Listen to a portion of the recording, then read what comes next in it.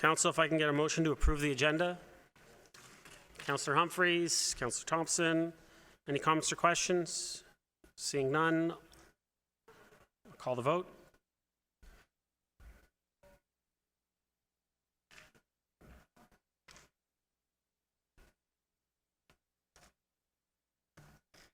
Thank you.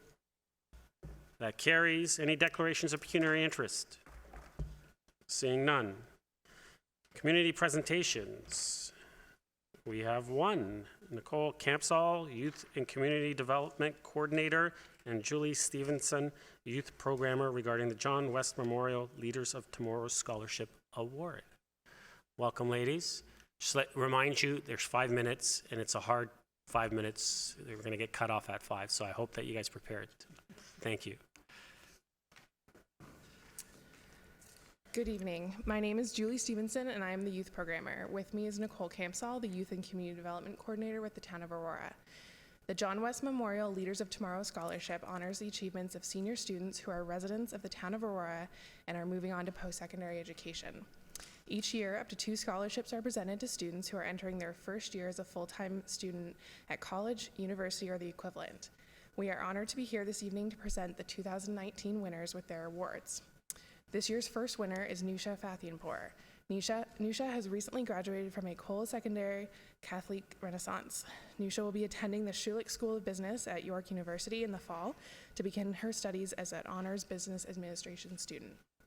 Throughout her high school career, Nusha has dedicated herself to volunteerism and participated in opportunities that allowed her to assist in improving life for those in the Aurora community. In addition to being multilingual, Nusha participated in the International Baccalaureate program while in high school. Nusha's commitments have made a distinct impact throughout the Aurora community. She has logged 500 hours of community service throughout her high school career. Some impressive contributions include her position as a reading buddy at the Aurora Public Library, assisting younger students with learning French through written and oral activities. Nusha also volunteered at Chartwell Long-Term Care Residence for almost a year, assisting with running events such as karaoke, concerts, arts and craft activities, reading with residents, and preparing snacks. Nusha has been a volunteer at the Aurora Cultural Center since January 2018. There, Nusha volunteers with artist demonstrations, exhibitions, concerts and culture days, preparing and transporting artworks, and sharing them with customers. Further to this, she assists with food and drinks at events and runs activities with children during concerts. Nusha has lent her volunteer assistance to other local events and organizations as Aurora's Eco Festival, Aurora's Music Festival, Aurora Farmers Market, St. George Antiochian Orthodox Church, the Great Big Theater Company, and South Lake Regional Health Center. Nusha has been a strong volunteer contributor to her high school, assisting with mentoring students in her music program, working on the yearbook committee, and assisting with Multicultural Day. Nusha's dedication to volunteering in our community and her extensive contributions have made Aurora a better community for our residents to enjoy. This year's second winner is Nicole In. Nicole recently graduated from Dr. G.W. Williams and is attending the University of Toronto in the fall in the Life Sciences program. Nicole is a true leader in all her endeavors. She started her school's first Relay for Life team when she was in grade 10. She planned monthly fundraisers for the Canadian Cancer Society, which included various bake sales, activities, and events. Nicole's dedication through her various efforts helped to raise almost $7,000 for the Canadian Cancer Society. Nicole was a leader for the peer mentor group at her high school. Through this role, Nicole organized various charitable events such as Run for Rhett, Coldest Night of the Year, and tree planting. Nicole was also a co-lead of her school's Me to We team, helping to donate over 1,000 books to the Salvation Army and selling Rafiki bracelets to support mothers in Kenya. Nicole's volunteerism has contributed positively to the Aurora community through her time as a Best Buddies lunch visit volunteer, assisting with the Trinity Anglican Church Rise and Shine breakfast, as well as helping at the Aurora Blues Festival. Nicole has certainly been a positive part of the community in Aurora. Her many contributions clearly demonstrate her desire to give back to her community and create a positive experience in Aurora for all residents. Nicole and Nusha, we are honored to present you both with the 2019 John West Memorial Leaders of Tomorrow Scholarship Award. Congratulations.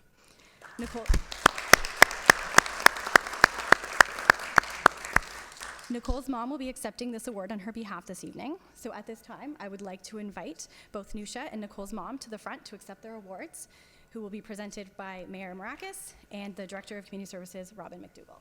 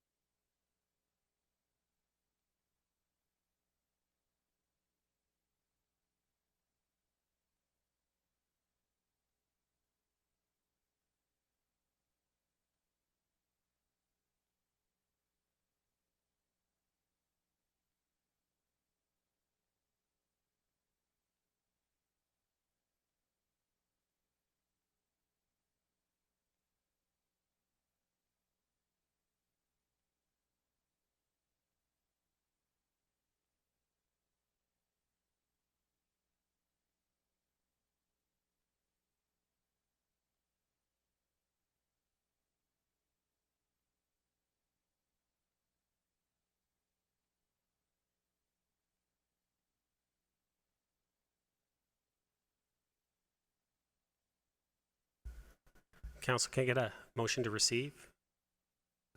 Councillor Kim, Councillor Thompson, comments or questions? Anybody? Okay. Thank you, ladies. Congratulations again. Thank you. All those in favor? Oh, actually using tabulator.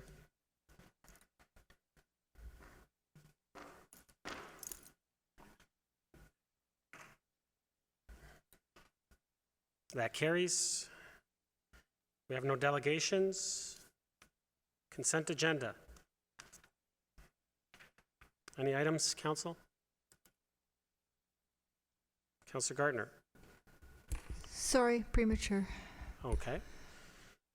Can I get a motion to approve C1 to C5? Councillor Humphreys, Councillor Thompson, call the vote.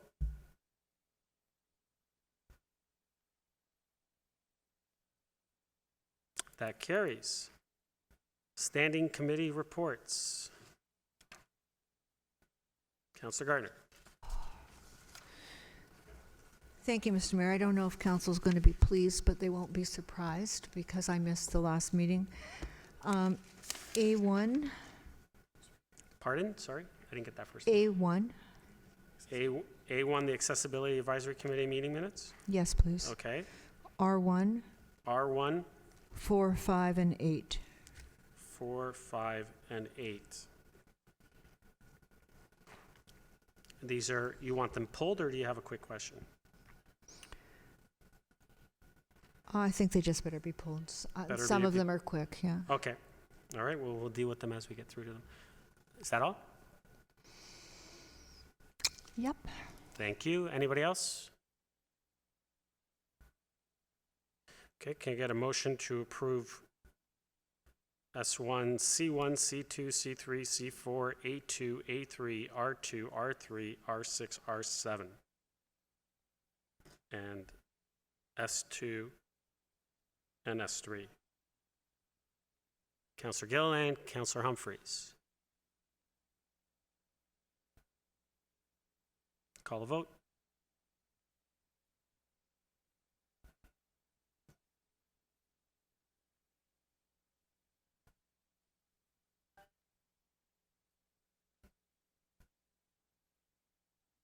That carries.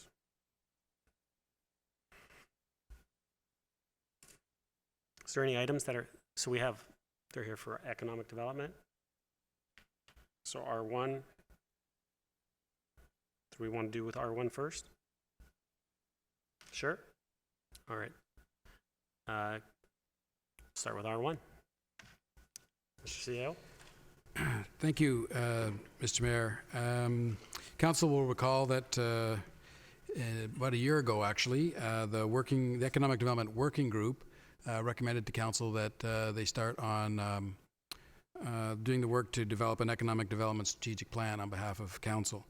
That work has recently been completed, and the Economic Development Board has reviewed the plan, and we are pleased to have the Chair and Vice Chair with us here tonight to give us both an update on the activities of the board as a new group, as well as a quick overview of the strategic plan, which is covered in the report R1 tonight.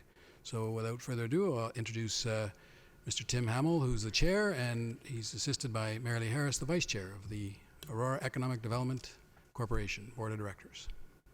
Thank you. Thank Thank you. you, Council, for that. Tim, I was just going to remind you, you have 10 minutes. No staff report. What's the staff report? Okay, I apologize. Go ahead. Sorry, Tim. Go ahead. We'll be quick.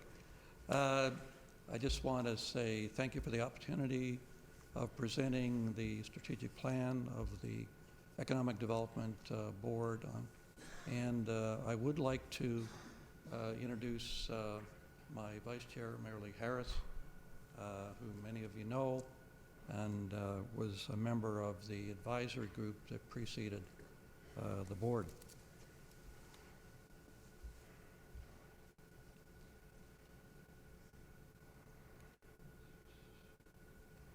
Okay, there we go. The agenda, the overview agenda is, as you see it, we'll take you through a brief history of the board, how we got to where we are today, what our role has been in the strategic planning process, and an overview of our plan, and then we'll tell you what our next steps are. So I think most of you know this, but the AEDC, or Economic Development Corporation Board of Directors, includes currently 7 local residents and business owners. There is as well 3 council members on the board.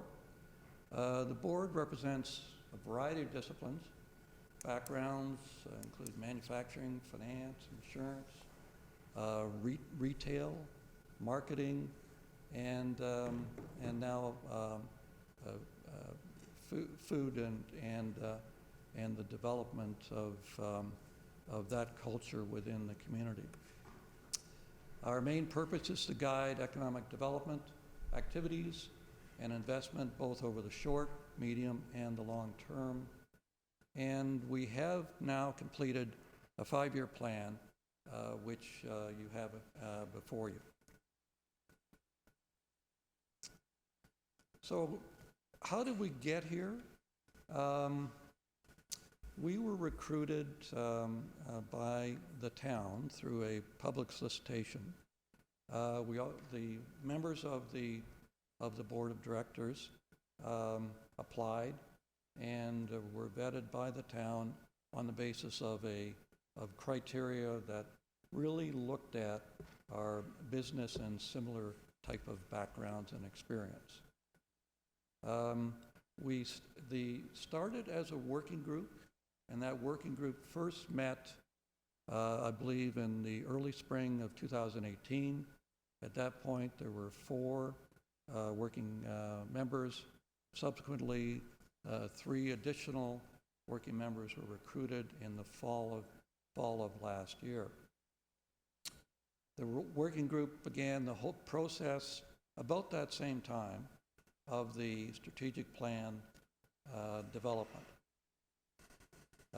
The corporation itself was incorporated this year in January. You may recall that, and we were actually appointed to a board of directors of the corporation in March of this year.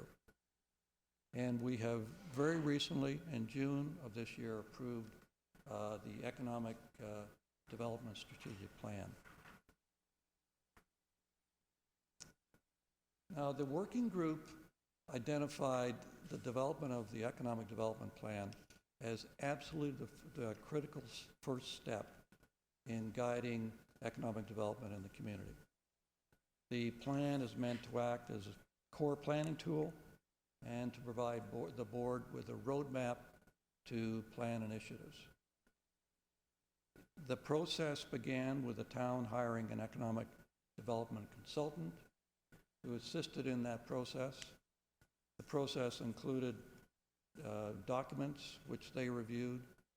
They did a very thorough statistical analysis of the economy, the workforce, and a comprehensive community and economic development partner consultation.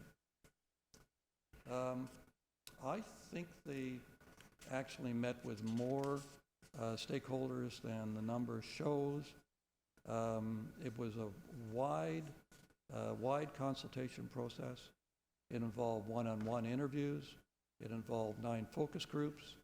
It involved an online survey. And finally, a stakeholder working group session, which was an all-day session. Some of you may have attended that.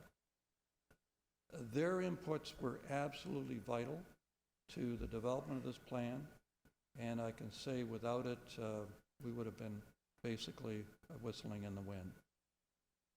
I'd like to take the opportunity to thank all of those people that contributed their time and effort in that process.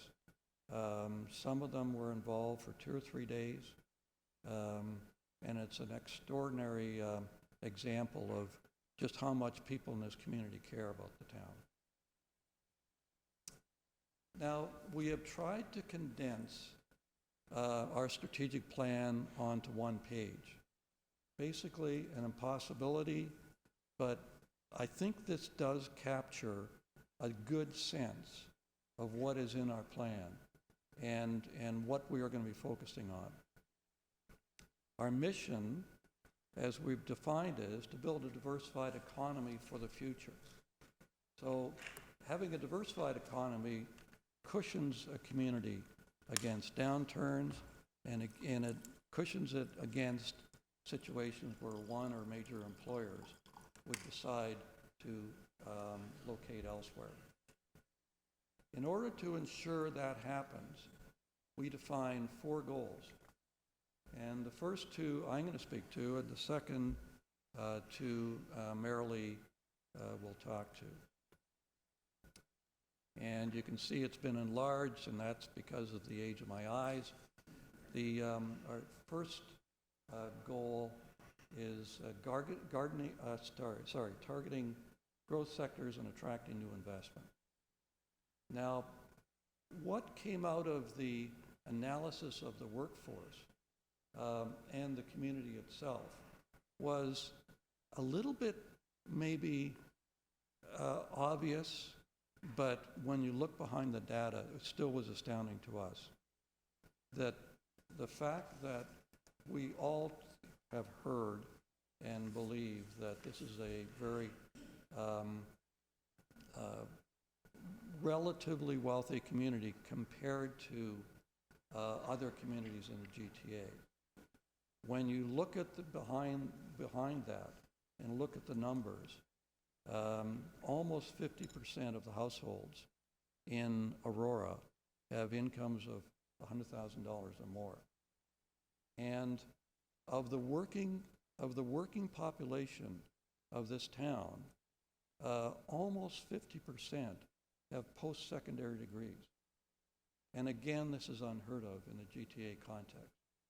So our community is made up of citizens, many of whom make above average compensation, and they have above average education.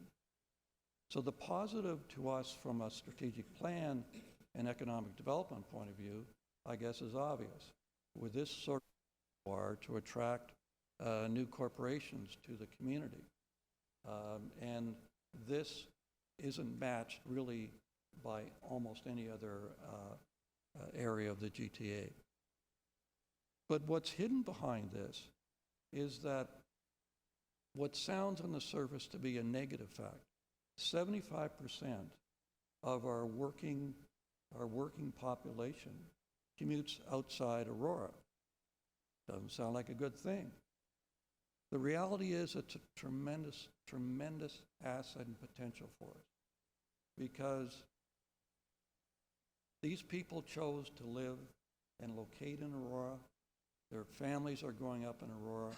They have a deep, abiding connection with the town. That's why they chose the town. But it also gives us a resource that's willing to listen to us in terms of investment potential, in terms of if they're influencers in the organizations they're involved in, to influence their organizations to move part, all, to the community, and/or they may well be considering startups themselves. So it really is a tremendous opportunity for the town. And again, as part of goal number 1, this is an area of tremendous interest to our board. In terms of goal number 2, we believe creating a competitive business climate that supports existing businesses is absolutely critical. It's obvious that it's much easier to retain a business than to attract a new business. So we have to do everything in our power to ensure that the people that work, own businesses in this community are not facing challenges which this community can't meet. So we have to identify what and if those challenges are. And we heard through the consultation process, there are challenges as to whether the town can solve all issues? Probably not. But it gives us an opportunity through the concierge process and now through interaction with our board, the opportunity to maybe foreclose the possibility of companies leaving and enhance the likelihood that they're going to increase workforce here rather than decrease it. We also have to be careful that one of the barriers for these organizations may be the simple lack of available workforce. 25, I believe the statistic is only 25% of the people that actually work in Aurora live in Aurora. So there's a reason for that. And I think our board has to delve into that to see if it's an affordability issue or what it is. But it could be a barrier to organizations. And again, that will be part of our role, to identify barriers and hopefully to influence the town or whoever is involved to remove or modify them. Thank you, Tim. You don't need it. I don't need it, no. I have you, I have everybody else. Thank you. Hello, I'm Marilee Harris. I'm very pleased to have a moment to speak with you. And I did want to say that Tim is our chair. He was coerced into being our chair. We have an amazing board. The makeup of the team is keen, diverse, enthusiastic, experienced. And Tim, thank you for taking on the role of chair, because Tim has done a yeoman's job of bringing us together to the point where we can function as a board, and we have developed this strategic plan with great pride and great input, and you've been a beacon of leadership. So I do want to thank you on behalf of the board, or we wouldn't be here. The next two goals that I'll speak about, goal number 3, is itemized as establishing the downtown core in Aurora. We are well aware that this is a passion and a priority for council in general. I want to reiterate that in going through the stakeholder input process, which was very much driven by what do we need to do to drive the economy, to bring people in, to create jobs, it percolated up yet again the importance of establishing a strong downtown core. So it is in the economic strategic plan as a goal, not the third goal, one of 4 major goals. And I just wanted to compliment council on your energy around so many initiatives that are helping to drive that, and reemphasize, and we learned this language from the consultants, it's all about people and place.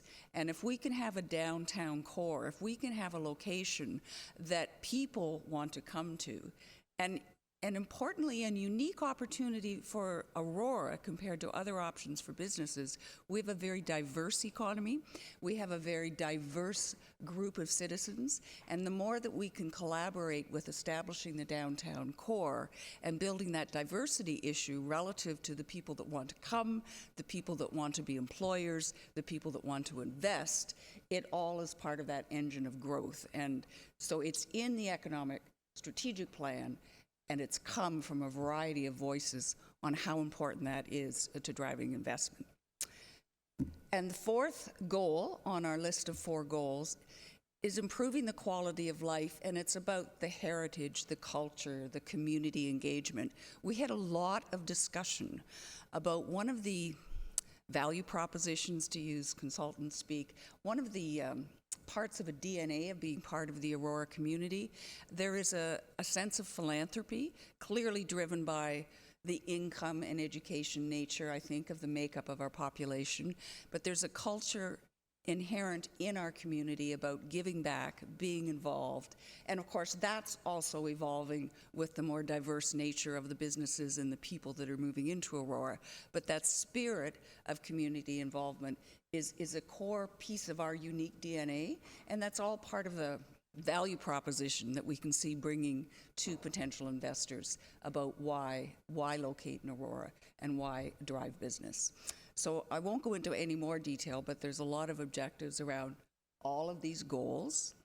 And I would like to say, may not be my place, but while I have the mic, and then I'll hand it back to Tim. The town staff have been fabulous in investing time, patience, vision, education to what started out to be a pretty smart group of people, but we didn't have the history and the perspective and the municipal bylaws and a lot of the legalese. And so, Doug, thank you very much for your vision about how you see economic development being transformed to the next level, given that the town of Aurora, we're at the next level. And Anthony, where's Anthony? Anthony is a rock star as far as everything he's done. He's kept us on track. The man knows so much. He's been on this file for the last 10 years I've been involved, and he's been patient, and he's been doing a wonderful job on your behalf. So I just wanted to acknowledge that. Thank you. Thanks, Marilee. Now, Marilee actually, Doug stole my thunder. I wanted to, but let me reiterate to you and to the staff, to Anthony, this couldn't have been done effectively without you. It wouldn't probably have happened without your direction and guidance and encouragement. And we all owe you a debt of gratitude. The next steps, we're tonight requesting approval of our economic development plan. If that is approved, our next job is implementation plan, resourcing, and it just getting to work. And we started that process today. It was interesting, fun, and I think we're becoming a good mix of personalities, both the council members and the community members. It seems to work really well. There's a very, very comfortable and positive back and forth. People can change their minds and just get on with things. And so we're Marilee and I are just so pleased to be involved. And I'm so pleased that Marilee has agreed to be the vice chair, because when I retire at the end of the evening, no, I'm only kidding. He has a good sense of humor. She's definitely the next choice. We will report back to council with the implementation plan and a resource plan that we expect to have in the fall.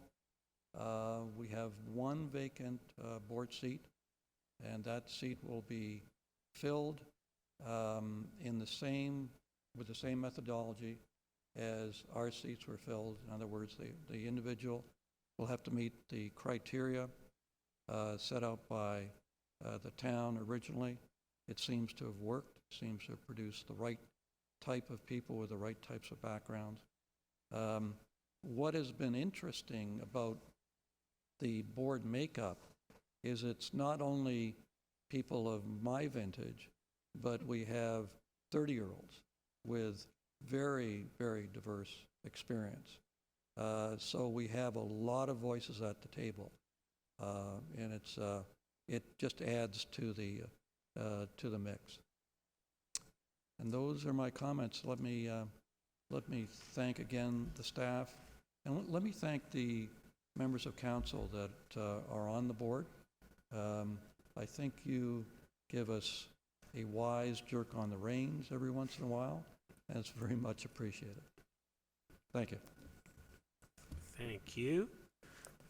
Tim, Marilee, you also, I guess I'm going to thank this part, but you forgot some people, and that's yourselves and the board.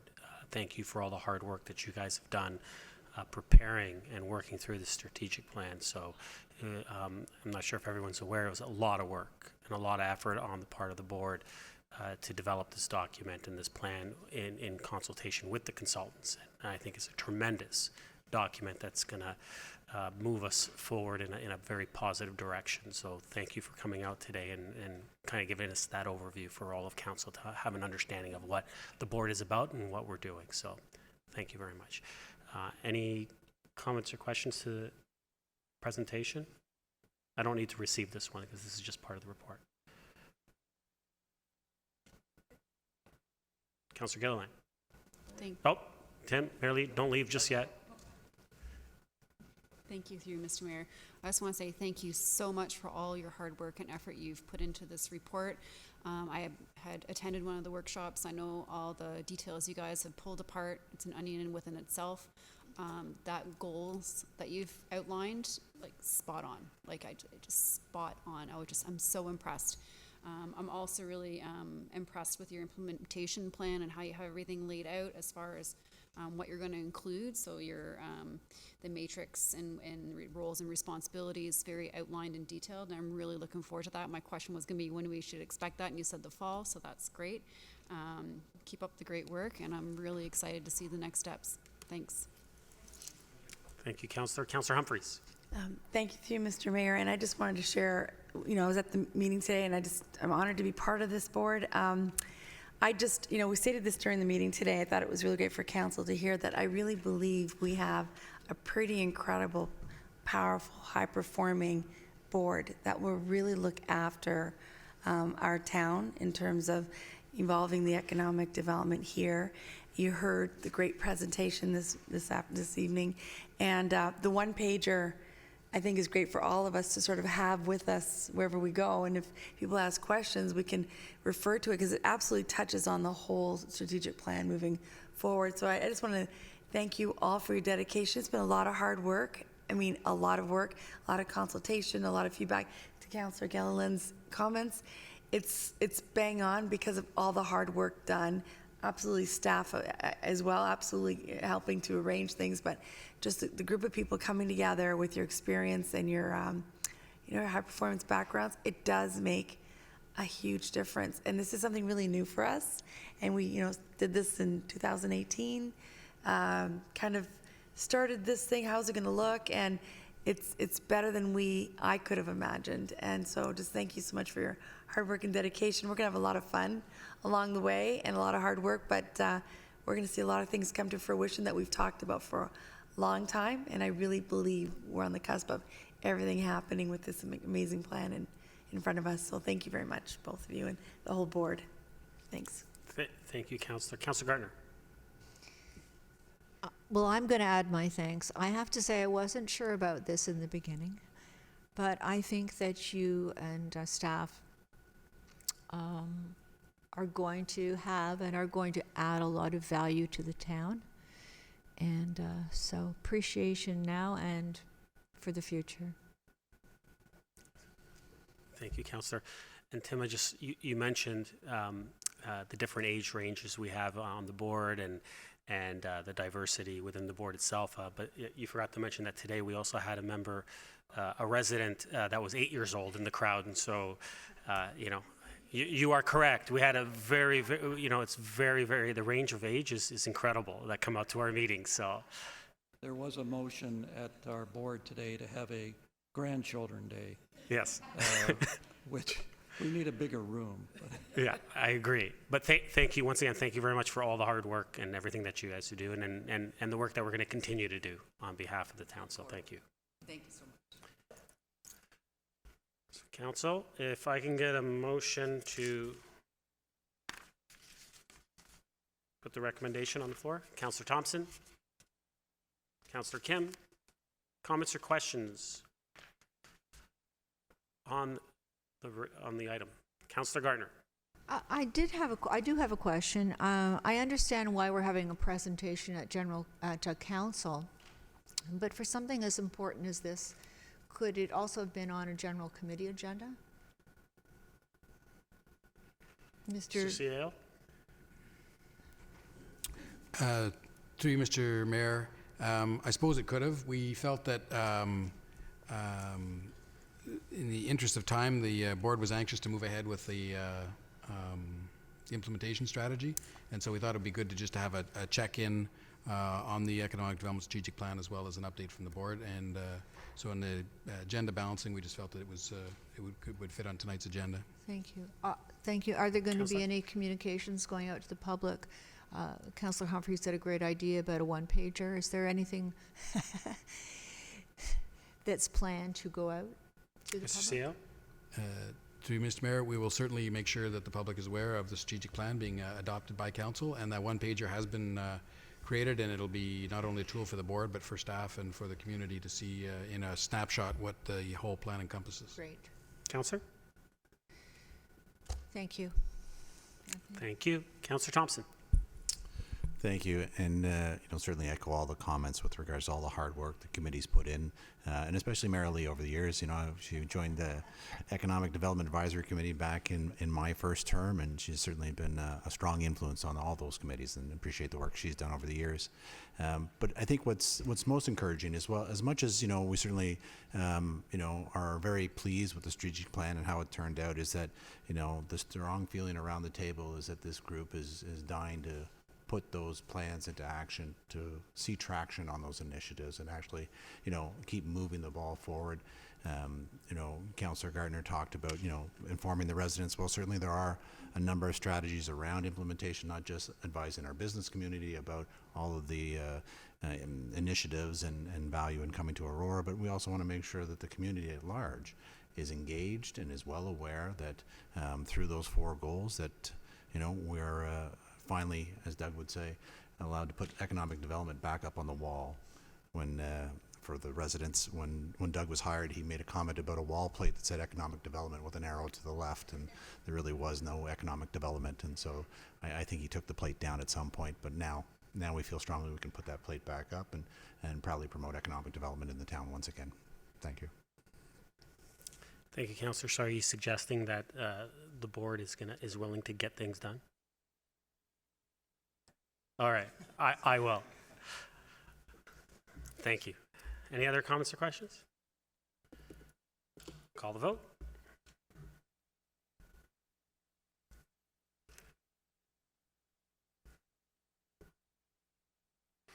That carries unanimously. Thank you. Council, I'm going to continue with the regular agenda and just move to R2. And then go back to A1 and all that's pulled. So R2, capital close report. Someone like to move the recommendation? Councillor Thompson, second. Councillor Humphreys, comments or questions on this? Councillor Gardner. Thank you, Mr. Mayor. Similar to what I've said before, I'll just start at the very first line, ACC rooftop, the HVAC replacement. The project was pegged to be $250,000, and it ended up at $195,500. To me, that's too big a difference, and the bids came in under budget. I don't know, through you, Mr. Mayor, to Mr. Nader-Rosny, when it says 2017, or perhaps it should be our financial director, when it says 2017, so it was approved in 2017, but we would have gone out to tender that at a later date? Mr. Seo, I think. Through you, Mr. Mayor, so the year of original approval would refer to the capital budget Right. that was approved in, and then the actual work would have commenced. I don't know if it commenced in 17 or 18. It would vary from project to project depending on the staff resources to move the projects forward. But the reference to the original year of approval is the actual capital budget for that year where the item appeared. The only reason I'm mentioning that is because, something in 2017, it's pegged at $250,000. You would think in 2018 or 19 it would have cost more, and yet it's cost a lot less. So I think that's a problem, and I would appreciate if you'd keep your eye on it. Councillor, if you read the part about the details, Yeah, I read it it. also it mentions that the bid came in under anticipated budget, and the successful bidder made an error in their submission, but honored their price. So therefore, that's probably why it is such a big difference in the number. They made a mistake in their submission, so yet they honored it, which, I mean, I think Thank you. it's pretty I honorable found that they honored it. I agree. I've found that very interesting. And maybe if it is a $55,000 difference, then that's the reason. And I'd like to know that perhaps privately. But that just seemed to me to be a huge difference. The SARC, number 4, 1.04, the SARC improvements, Canada 150 intake. So why didn't the project proceed? I'm going to play Councillor Gallo a little bit tonight. He's not here. That's not a good enough explanation. On the number 7, the ACC parking lot. Parking lot is pretty straightforward. To me, that's a pretty big difference.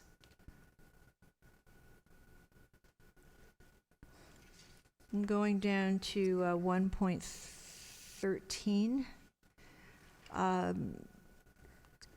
The project was pegged at $40,000. We ended up having 16.5 left. That's I don't know if that's probably 45% of the project cost. To me, that's a huge difference. And as been said before, it's not only the numbers, it's the percentage that we have to look at, even in the smaller tenderings. There's one more I'm going to say. Councillor, can I just ask, Yeah. what is the main concern? Because all of these are we've actually saved money, and money's going back into the reserve. So I'm just wondering what the concern is. But we need to be more accurate with our budgeting. And I think that's very important. And it's something we've talked about before. So I'm just going to leave it with Mr. Naderozny. I don't like having so much money left over. It's not good.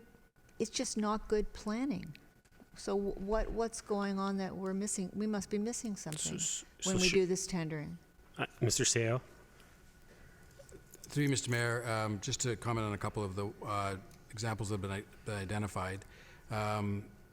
The Canada 150 intake, it's not uncommon for staff to move a project forward ahead of when it was planned because particular funding opportunities come along where these projects qualify.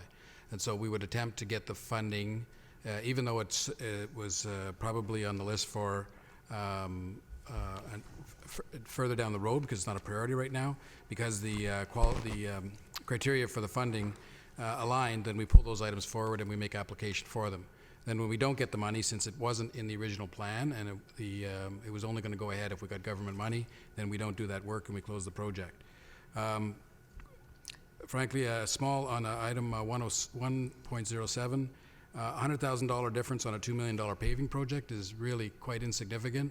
Okay. The price of bitumen can go up and down on the spot market like crazy. It's basically tied to oil.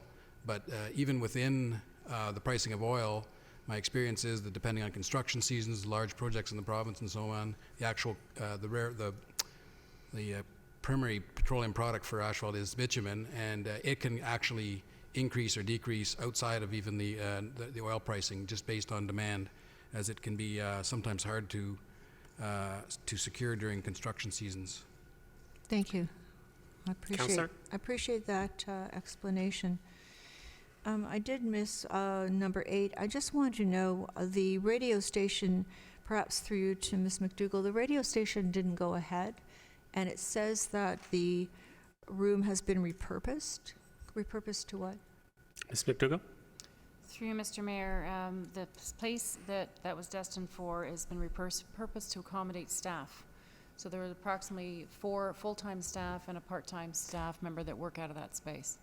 Due to our staffing or office space constraints, we've used that space for staffing administration. Councillor? I'm really sorry to hear that. That place has no windows and is very unappetizing room. I was going to say, actually, if you go in there, it's actually quite pleasing. I'll go in there next time. It's not bad. Anyway, I'm not going to go on, although I am going to say that when we were talking about refreshing program room at the SARC, and $20,000 was in the budget, and I was quite shocked. I thought it would be probably more like 7, and it came in at 8. So I was a very good estimator in that case. Anyway, I think there's so many more things here.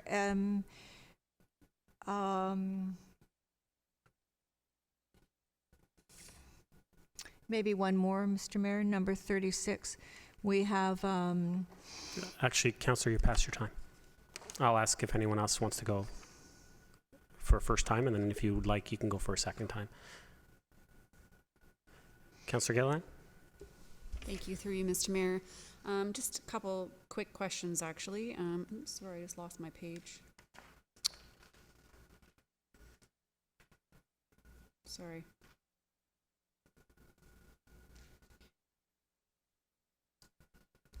To Mr. Downey, I noticed we have a street planting contract, 3.37, and it says land not ready for planting, work to be completed spring 2019, but it looks like we spent money. I don't know if we have a surplus. Has the work been done? Can you just kind of clarify that the work has or hasn't been done? Is that the wrong update? It's on page 12. Mr. Downey? 3.37.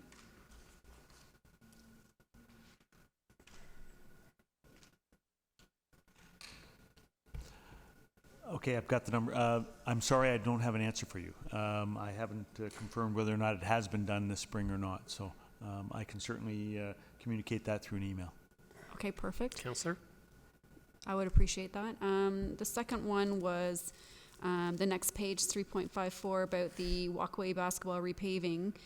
Work to be done in conjunction with project 73207, which I'm not really quite sure what that is. I was hoping you can clarify what that project was, so I don't have to go chasing that. And again, construction take place spring of 2019.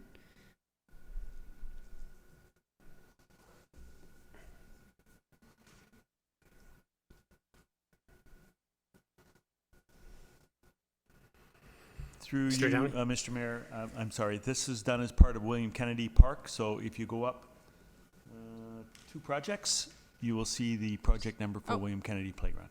You're right. Councillor? Okay, and through you, Mr. Mayor, has that obviously that work hasn't started since it's summer. Mr. Downey? Through you, Mr. Mayor, yes, that has commenced, and I haven't got a completion date, but once again, I can communicate that to you if you wish. Okay, perfect. That's it. That's all. Thank you. Thank you. Councillor Thompson, before I go to you, I just want to remind you, were you going to, is that I'd what you're like going to to say? Am I going to take your thunder? Go ahead. You are. I'm just going to mention that this was on our agenda on May 7th. There were questions raised about a number of the projects, not having enough explanation. I believe Mr. Nadarozny emailed all members of council and asked him to identify them so that staff then could bring back the report with all of the explanations that council needed. And so I'm a little surprised to hear so many questions being asked tonight, given that this is the second time around and our CAO reached out to us asking for them. And so I hope members of council took advantage of it when the email went around and asked their questions at that time.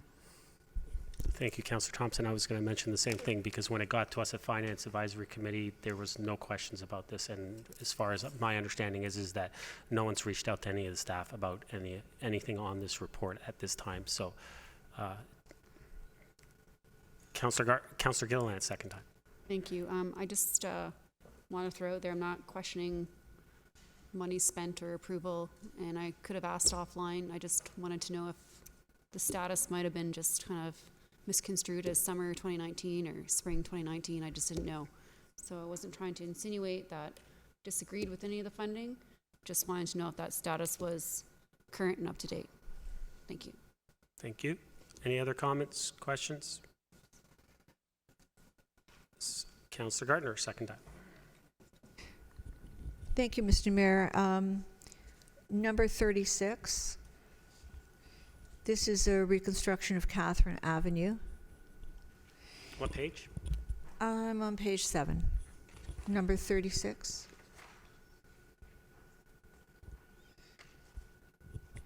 And I guess I missed this on my review, but still worth mentioning. The project came in almost $200,000 less.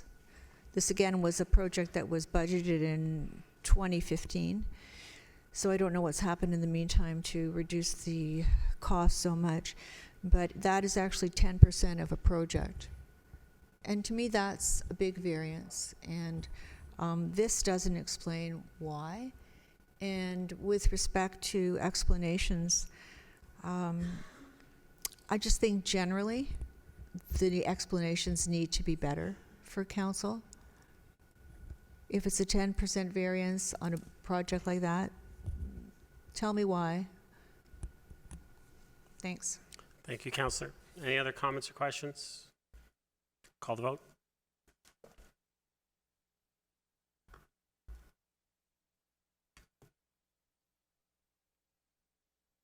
That carries. So council will move to A1. S1A1. Councillor Gardner, you pulled this one? I did, and I see the consultants are here. I'm glad to see. A1's the Accessibility Advisory Committee meeting Yes, minutes? I know Yeah. that. Would you like to move something? I move it as is. Thank you. Second? Councillor Thompson. Go ahead, Councillor Gardner. I'm glad to see the consultants are here because the Accessibility Advisory Committee, which is a mandated committee by the province, have made some suggestions about the town square in general. So I'm thinking when we have a committee, any committee, make comments and then council accepts those suggestions, I should say suggestions, and then council accepts those suggestions, there should be a way to follow up on this.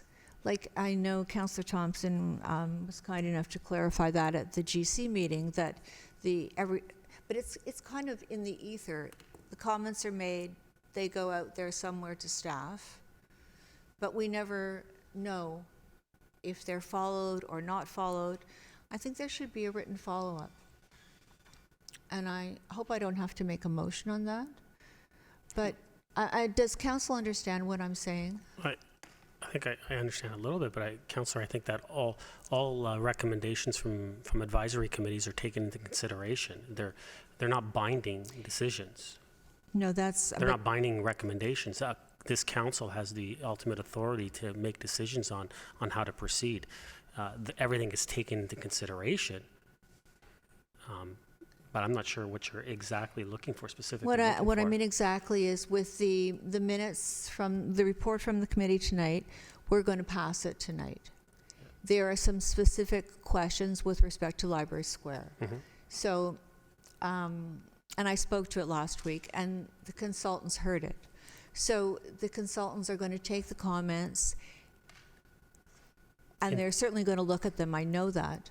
But we don't get any feedback as to what has been done or what hasn't been done, why something could be done or why something couldn't be done. And I think if council passes a committee's report, then we, it's no longer just advice. Council accepts it. Well, we're receiving it for information. We're not actually passing it. We're receiving it for information.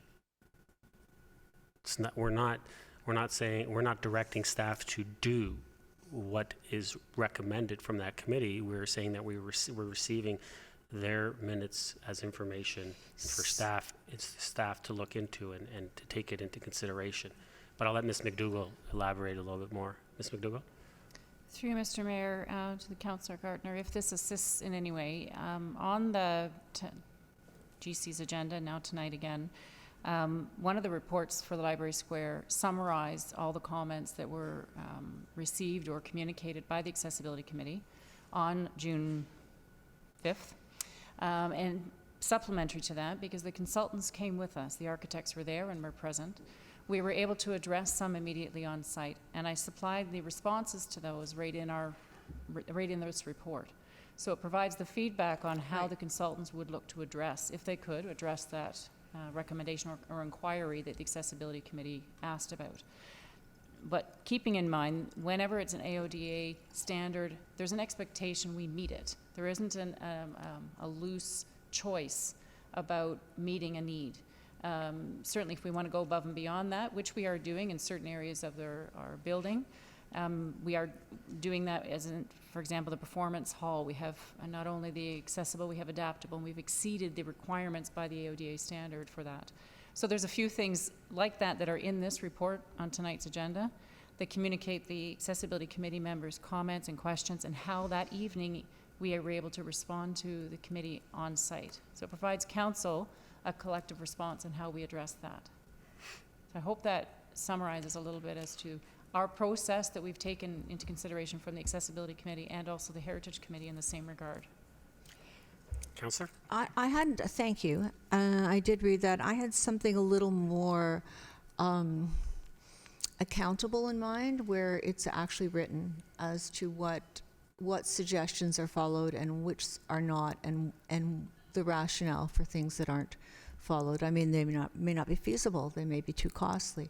I'll think this through and decide whether I have to make a motion on it. Thank you. Councillor, I would just ask also, have you had these conversations with staff to find out? That shouldn't be my job. Shouldn't be your job to Well, follow through? all of council should know. Well, the when results. I have questions, I reach out to staff and I sit down with them and I have a conversation with them. It's on a public agenda, and when something's No, I on agree, and you can I- bring up after you follow through with staff and they give you the proper information that you need to answer the questions that you have. You can bring up the comments in a public forum and let the public know where you stand on the issues. That's what we do here. Thank you. I'm not in the mood to disagree with you too much tonight. That's fine. But I do think that there should be a written record. So I'll think about making a motion on that. That's fine. Thank you. That's all I have on A1. Okay. Any other comments or questions? Seeing none, call the vote.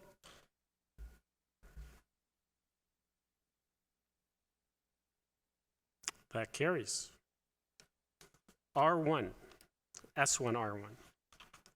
Library Square, Library Corridor Extension. Councillor Gardner, you pulled this one as well. Here for that part of the Would you meeting. like to move it? No. No? Someone like to care to move this? Councillor Humphreys, seconded by Councillor Thompson. Councillor Gardner. Thank you. So I listened to the meeting pretty carefully, and I know that council is going to approve the concept that the library was in favor of. So I'm just going to make some comments. To me, I have two concerns. We already have a parking problem, and finding parking to service the new building and the square is going to be a challenge, and it's going to take money. And now through this new option, we're going to be adding more programming space, and we're going to be setting us up to perhaps be a convention center. And I think that the parking will just be an unmanageable situation for the town. I think it's going to be a nightmare. The library says that their visits were up 15% last year. So I don't know. I think this is a serious problem. As I said, I know that you're going to approve it. I'd like to also take exception with something the consultant said, that our library area entrance is a bit of a barrier to the library. I can't imagine what better entrance you could have. You've got a ramp and you've got stairs. So I'm not sure what the consultant meant. I know that we're kind of going for a wow factor here with all of the things that we've decided to do with R1. But I think that front entrance is very nice, was planned very well. And if we want a wow factor, we could just hire those great guys who did the signing for the railway bridge. So you want to hire Metrolinx? Those guys were great. Whoever they were who came last week, they were Metrolinx. No, but it was the designers for Metrolinx, so Yes. they know what they're doing. The second concern I have, of course, is the amount of money this is going to cost. We started at this point we've doubled the amount of money that we were talking about originally, and it's very concerning to me. We're also going to be taking another $2 million out of the hydro reserves. So I think I would like to know some more information about this, because we know those hydro reserves are being used to supplement taxes and the reserve funds. So if we keep taking money out of the hydro fund, I would like to know what that means. And I think Councillor Thompson was right. I think if we lift the HVAC to the roof, by the time we get finished with the lifting costs and securing it and screening it, we are talking about $50 million. So my concern is for the taxpayer, and also I think when we approve a report like this, we need to look at what the maintenance costs are going to be and the operating costs. That was asked last week. That's an important component. We're putting in 2 new rooms, a boardroom, an extra elevator. So I think that should be a component of a report, and perhaps we'll get that in the future. And a question, somebody said that because we have a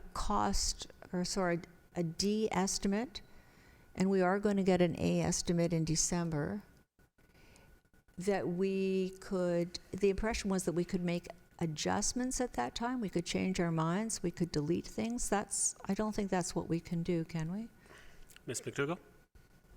Through you, Mr. Mayor, the time plan that we're working towards, what was referenced about a D estimate was related to the corridor. The rest of the project is at a C estimate. As they work towards development of the construction documentation, they can further refine the cost estimates for the entire project. Typically, we're working towards a B estimate, followed by ultimately the A estimate. It'll be the A estimate that we're bringing back to council, and at that same time, we will have our tender-ready packages ready to go to be issued. Right.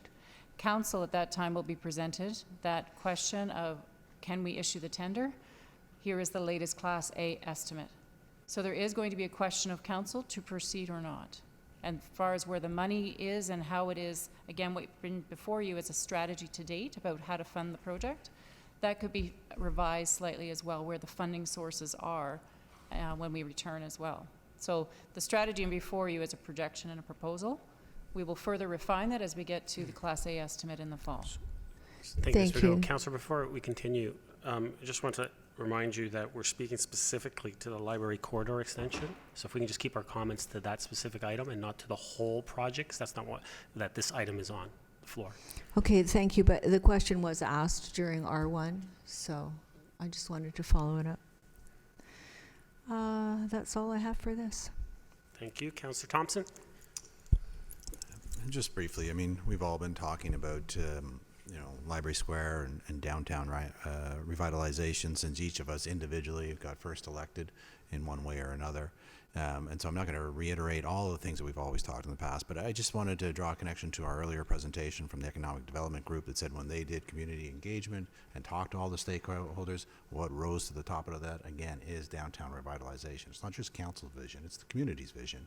And so, yes, it is a significant amount of money, but, keep in mind it is 4 projects that we are lumping together as one total project. The Library Corridor Extension is one of those 4 projects, as is the connecting bridge, as is Library Square itself, as is the addition to Church Street School. And it's a significant investment in our downtown core, and we believe that it will make a significant difference and help us revitalize that downtown. And, as we keep talking about parking, and I know Councillor Gartner mentioned it as well, in some ways, yes, it could create a parking problem, but we'll solve that parking problem. But it may be a good problem to have, because it might mean that people are downtown, people are shopping, people are utilizing the facilities, people are going visiting the businesses. and we just have to solve that problem. And I hope that is a problem that we have and that we solve. Councillor Kim. Thank you, Mr. Mayor. I know this is not part of the quarter, but Can we stick to the quarter? yeah, I just wanted to please? respond to Councillor Gardner's Thank you. comment about, or question about the fact that maintenance costs were not discussed. I believe when we had our team meetings with our CAO, I believe yourself and Councillor Thompson and I were together, and we discussed the maintenance costs, and they gave us a very good approximate range that was talked about. So I think all of us had that figure with us. So maybe we can make that, put it in a future report, but that was discussed. Thank you, Councillor Kim. Councillor Thompson, second time. No, not me. Oh, oh, sorry, didn't clear. Councillor Gardner, second time. Thank you. And I'm talking about on specific the extra maintenance and operating costs for the library, the 2 new rooms, the boardroom, any extra staffing, the costs for the elevator. So as I was reminded, we are talking about R1. So these are, I assume these would be additional maintenance costs if we approve this addition to the project. Thank you, Councillor Kim. I wasn't very clear on that. Thank you. Thank you. Any other comments or questions on this one? Seeing none, I'll call the vote.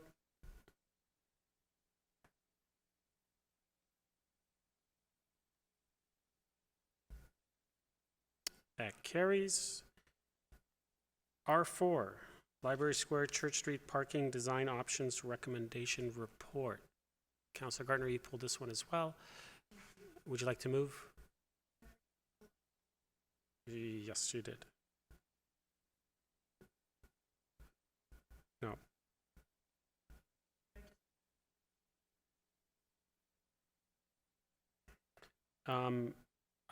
I'll allow you to make a comment within this one. That's fine. That's fine. So, but would you like to move this? Or did you not want to move this one as well? No, thank you. Would someone like to move this? Councillor Humphreys, second. Councillor Kim, Councillor Gardner. So if you want to make a quick comment about that Thank you, R2 and item, then I'll allow it. we're finished with that. You're part of this. It's back to the design review panel. I thought they had some very interesting comments, and you did address them at the council meeting last week.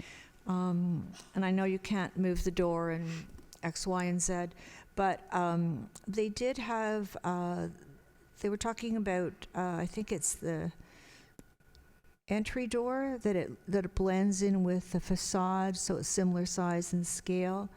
And just anything that can be done to pretty up that, because it's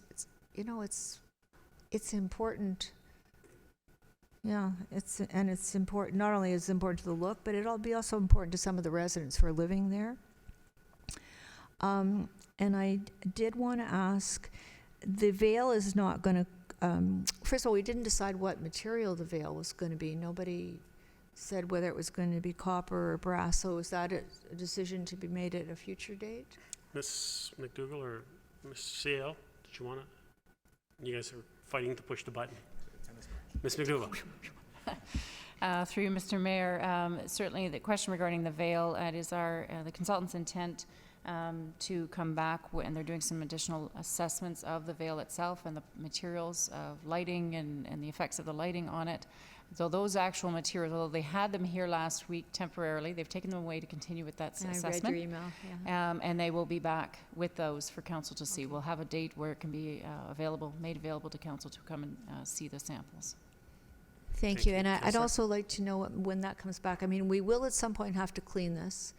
And maybe there's, thank goodness, no birds are going to get caught, but there's going to be leaves and twigs and all kinds of things. So I would like to know how we're going to clean it, especially if it has lights behind it. Thanks.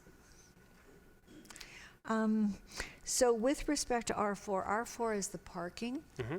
I think Mr. Waters got my email. I just wondered if no, he didn't get my email. So could I just put up a couple of things on the screen?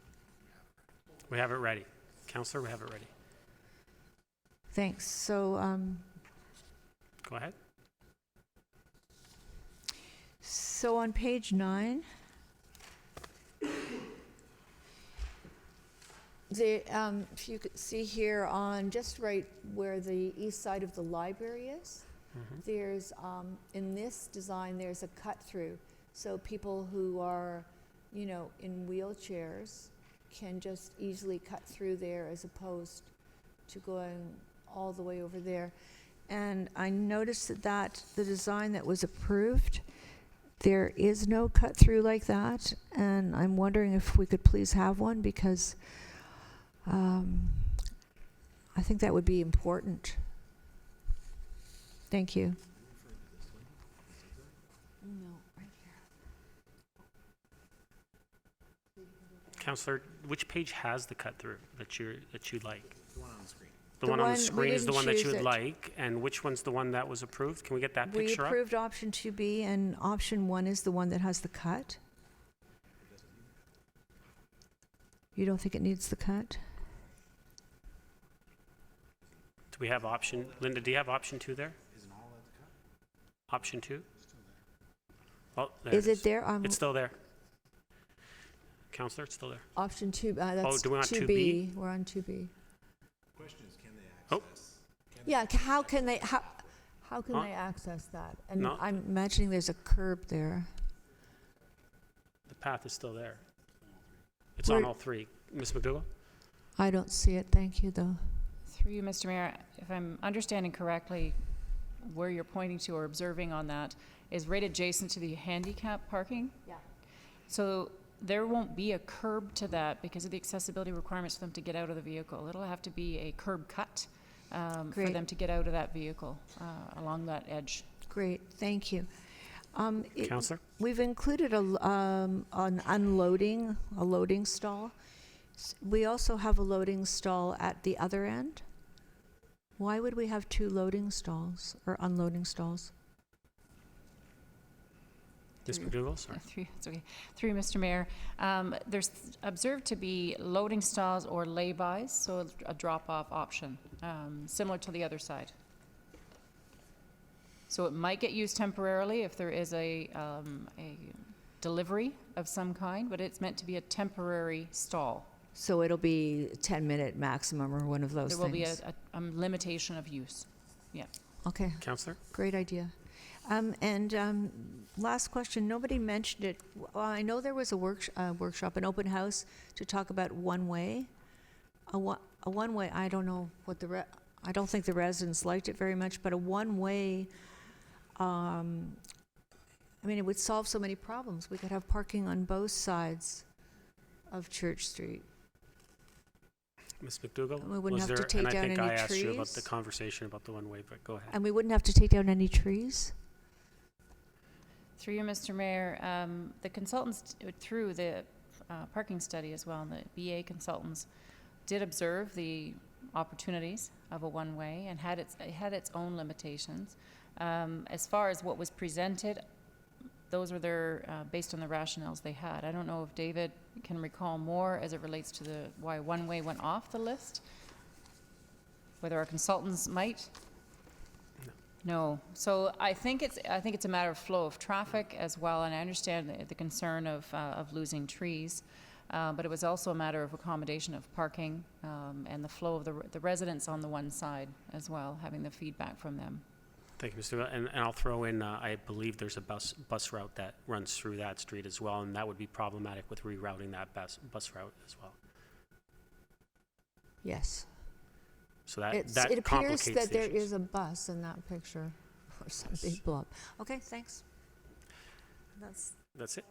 Thank you, Counselor. Any other comments or questions? R4, nope. Okay, I'll call the vote.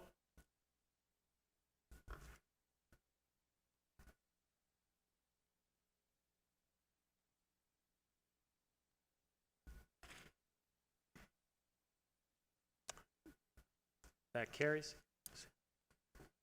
R5, municipal stormwater funding approach. Councilor Gardner, you pulled this one as well. Move it? You'll move this one. Thank you. Thank you. Second, Councilor Kim. Councilor Gardner, you have the floor.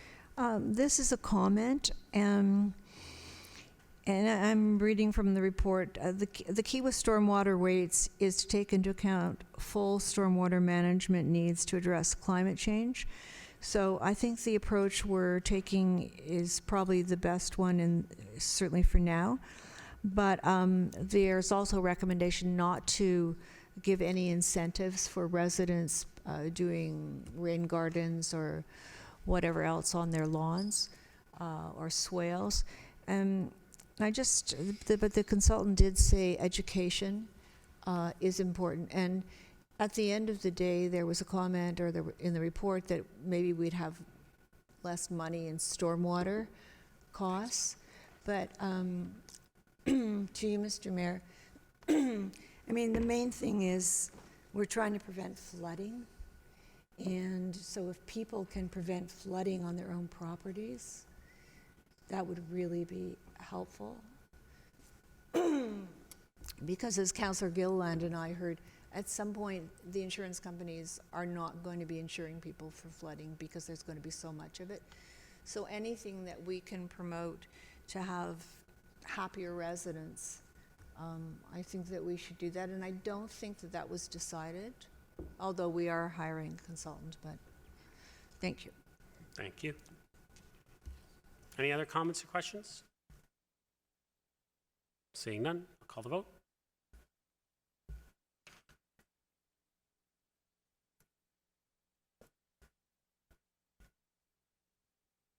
That carries. R8, approval of capital project number 81023, urban design guidelines for stable neighborhoods study area. Councilor Gardner, you pulled this one as well. Would you like to move it? No? No? Someone care to move this one? Councilor Gilliland, second Councilor Kim.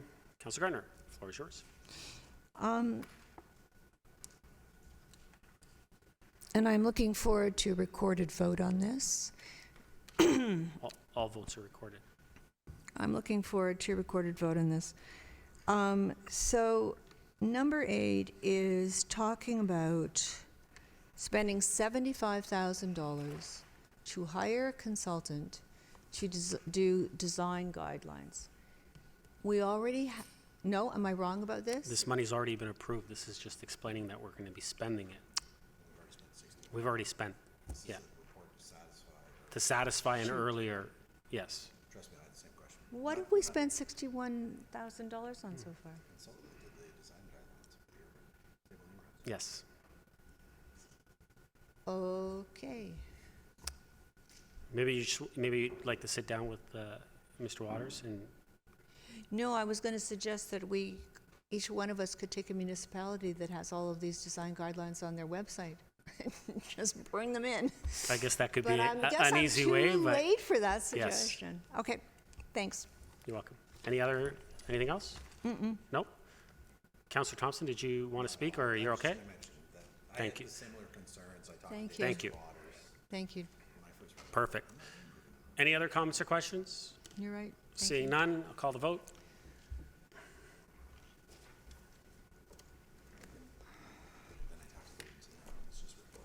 That carries unanimously.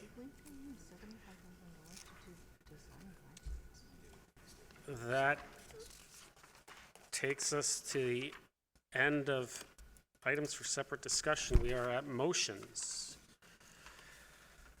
First up, Councillor Thompson, you have a motion regarding advisory committee chair rotation.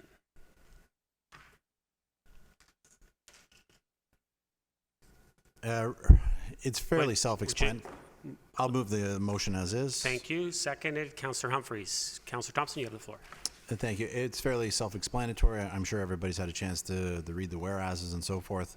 I think part of it is, we adopted a new policy this term, with regards to councillors not holding a chair position. It is a problem for one of our committees, since the Financial Advisory Committee only has councillors on it. It doesn't have any staff person. So from a housekeeping perspective, it would be good to remedy that within our own policies. But at the same time, I do think that there is value in rotating the chair. We've seen it at the GC level here at council. We've seen it with other committees. I know that it was often rotated at the library and other committees as well. So I think there's value to doing that. But there may also be times where, there's a challenge with certain committees with regards to citizen members chairing it, and so this allows that option, should it be necessary, for councillors to step in and do it. In hindsight, I think what I would have probably suggested, is that councillors chair the first term. In for the first year, provide a bit of an example of how to chair the meetings, and then allow the citizen members to take over in the second, third, and fourth year. I think that would have smoothed out some of the challenges that I've heard of, and so really, I just thought, we made some changes this year. I'm just asking just to tweak it a little bit more again. That's it. Thank you, Councillor Thompson. Councillor Humphreys. Yep, through Mr. Mayor, and yeah, I agree. Thank you. This is a good, very good motion. In fact, I've had a few conversations on some of the challenges that, some citizen members may not be able to make every meeting, and it can become difficult. So I really appreciate this, and it gives, people a chance. And also, at the end of the day, that a councillor can also step in if no citizen members feel comfortable doing it. Really like that. I wish we would have thought about the first year for sure, first term, but this is a great motion for me. Thanks. Thank you, Councillor Humphreys. Councillor Gilliland. Thank you, through you, Mr. Mayor. Thank you, Councillor Thompson. I like the motion. I like what you've put here. You're very specific on different scenarios and situations, so you do leave the door open for other options, just so you have a cohesive committee. So you are enriching the committee members itself, but at the same time, you're allowing to have a specific order if that's what the committee so chooses. So I really appreciate what you've done here. I'm in favor. Thank you. Councillor Gardner. So could we add what you just suggested for the first year, that it be held by council, or if there's always councillors on every committee? I mean, because it is a learning process. Councillor Thompson. And since we're already moved forward, the terms of reference or the committees are already struck, I mean, that would mean changing the current ones, or if you're talking about doing it for the next term of council, it was my opinion that, it's really not my place to impose those restrictions on the next term of council for committees, since really committees are all terminated at the end of this term, and then it's the next council that decides which committees they'd like to see move forward. I certainly think that, we should make suggestions to the future council of what worked, what didn't work, and I think that could be a suggestion that we make. And hopefully whoever's on council next term will take that into advisement when they decide which councils and committees and how it should be run. Councillor Gardner. You're perfectly right. I just wonder if there's some way to mark that idea, because it's a very good idea. Citizen members may not want to step up to the plate, and it would be good to model the behavior. Yeah. Can you make a note of it? Thanks. Thank you, Councillor. Councillor Kim. Thank you, Mr. Mayor. I'd be in complete support of Councillor Thompson's motion. Continuity is sacrificed, but it's for the benefit of enhancing equipping of resident members, and that's a positive. I think from the perspective of a committee or board member who served their turn as a chair, it's invaluable because they become more engaged. They've been very proactive at the very beginning because of that one-year experience. So it does make it to be a very proactive membership. So I would be in total support. Thank you, Councillor Kim. I'll also be in support. Thanks, Councillor Thompson, for bringing this forward. I mean, I agree, just as we do here at General Committee. We each take a turn sitting here and chairing the meetings, and I think ultimately that gives everyone an understanding of what it's like to chair a meeting and how you should chair a meeting properly. We all do have some differences and some variances as we chair meetings, but it gives you that understanding. So when you're sitting now on the other side, you understand how to go through the process properly. And so I think it's, as Councillor Kim mentioned, it's invaluable for all the members of the committee to have that understanding. So thank you for bringing this forward. Call the vote.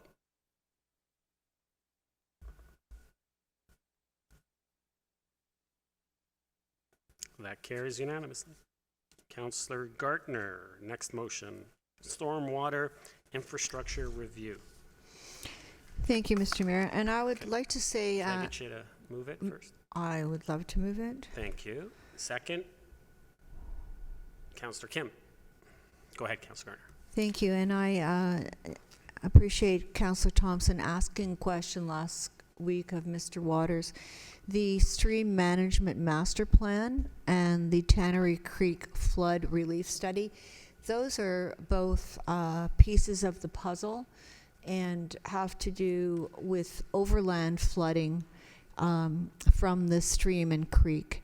So this is a companion piece, and as I said in the motion, I brought a motion to council. I was really worried, especially in the old part of town, about the infrastructure for stormwater and how it had been maintained, and what was required to bring it up to par, because a lot of the old area of town is built on floodplain. I don't think that the consultant was hired because of my motion, but the report that was submitted by PSD does talk about that, and I think it's an important report, and we had it on our capital budget binder in the index, and I'm pretty sure nobody read it except me, because that's one of my areas of interest. But the whole purpose of getting council to look at this is to ensure that we can prepare the municipality as well as we can to cope with the intense rains that are coming with climate change. And at the end of the day, it's all about protecting the residents against flooding. And we remember that storm, I think it's 3 years ago now, where the car had to be towed by, it was floating and had to be towed by fire at Industrial Parkway South in Wellington. We really don't want that to happen. So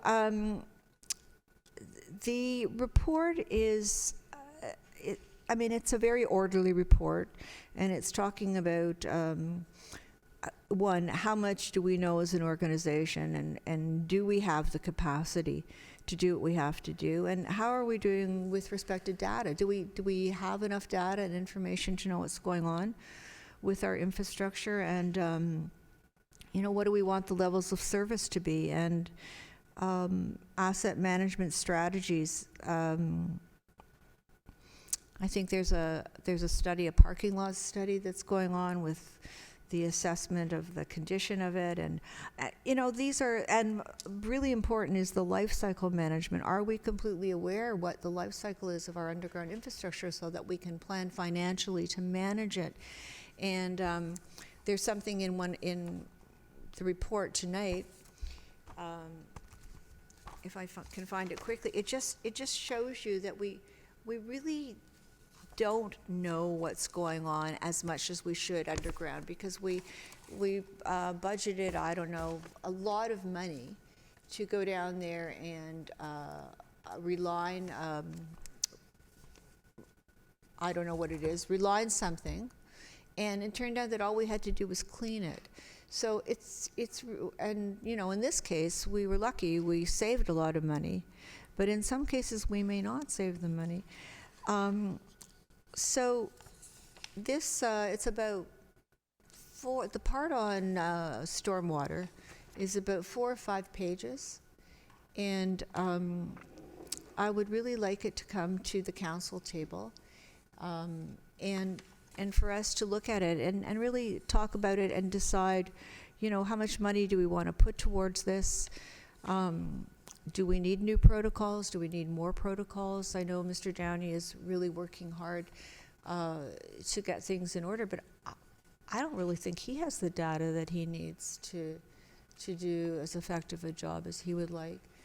And the other thing about this report is it says that one of the most important things is it's not only staff that has the information, it's also that council has the information so that they can make the right financial decisions. So I would ask that this part of the report at least go on an upcoming agenda. It's not an urgent matter, but if the August agenda is light. Councillor, 5 minutes. I'm done.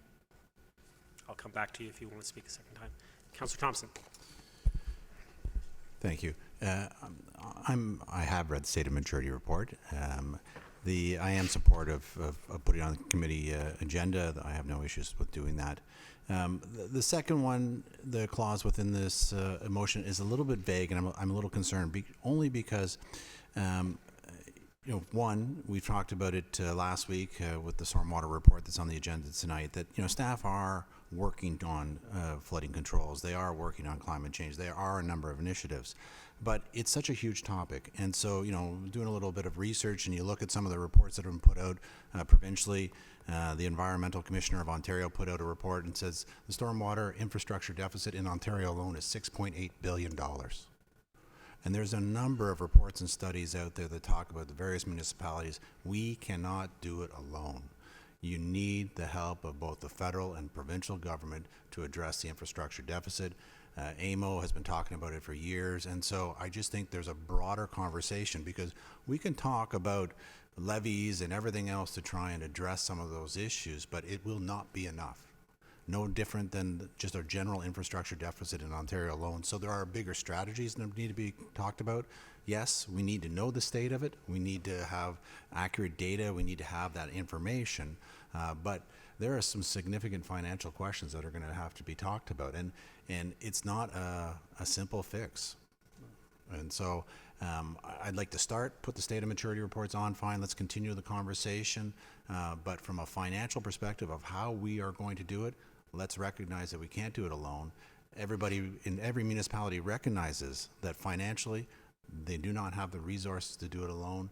That infrastructure deficit needs to be tackled, and we need to continue to advocate both provincially and federally to help us. Because at the end of the day, and we've talked about this many, many, many times, that of every tax dollar, municipalities only get 9 cents of that dollar. The rest goes to the provincial and federal, and yet we own 60% of the assets in Ontario. We cannot replace the actual values. And so it is a serious concern. I agree with Councillor Gardner, and we will do everything we can, and I believe staff are doing everything they can.